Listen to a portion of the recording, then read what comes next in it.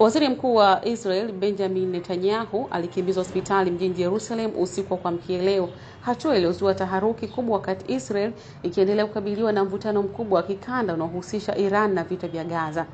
Kwa mujibu wa taarifa kutoka ofisi yake, Netanyahu alipelekwa katika hospitali ya Hadass Al Kerem kwa ajili ya matibabu ya kawaida ya meno.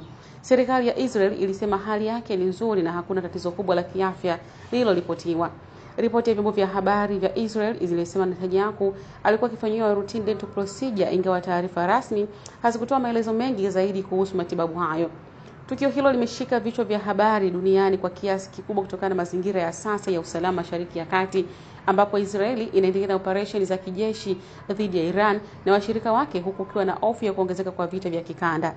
Katika miezi ya hivi karibuni, afya ya Netanyahu imekuwa ikifuatiliwa kwa karibu baada ya yeye mwenyewe kuthibitisha mwezi Aprili kuwa alipatiwa matibabu ya saratani ya tezi dume iliyogunduliwa mapema. Ripoti ya kitabibu ilisema alipata matibabu na daktari kueleza kuwa saratani hiyo iligunduliwa katika hatua za mwanzo na hakuna shida yoyote.